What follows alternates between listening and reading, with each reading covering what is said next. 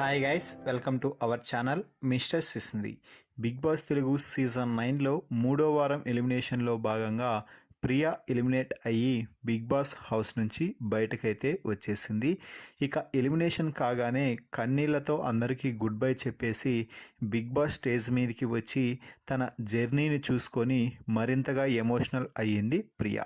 ఇక ఆ తర్వాత నాగార్జునతో మాట్లాడి కలిసి ఇక మన టీవీ ద్వారా హౌస్లో ఉన్న కంటెస్టెంట్స్తో మాట్లాడటం అయితే జరిగింది.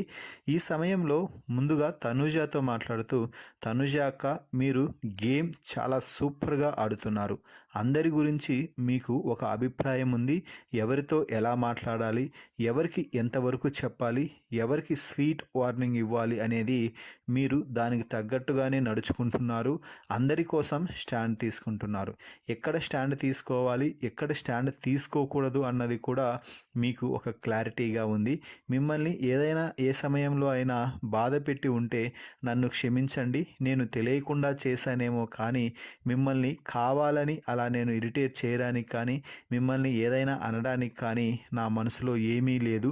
నేను అలా ట్రై చేయలేదు అని చెప్తే తనూజ కూడా కొంచెం ఎమోషనల్ అవుతూ, నో ప్రియా, నేను ఎప్పుడూ అలా ఫీల్ అవ్వలేదు అంటూ తనూజ కూడా చాలా హ్యాపీగా thank you Priya, thank you so much అంటూ చెప్పడం అయితే జరిగింది. అక్క, మీరు ఇదే గేమ్ కొనసాగించి టాప్లో నిలవాలని నేను కోరుకుంటున్నాను అంటూ ప్రియా అయితే చెప్పింది. ఇక ఆ తర్వాత భరణి అలాగే ఇమ్మాన్యుయల్తో మాట్లాడుతూ, మీరు చాలా సేఫ్ గేమ్ ఆడుతున్నట్టుగా నాకు అనిపిస్తుంది. ఇద్దరూ కూడా గేమ్ అయితే బాగా ఆడుతున్నారు. ముఖ్యంగా భరణి సార్, మీరే ఎందుకో సేఫ్ ప్లేయర్గా ఉన్నట్టుగా నాకు అనిపిస్తుంది. ఎక్కడా పెద్దగా మాట్లాడరు, గొడవలు పడరు.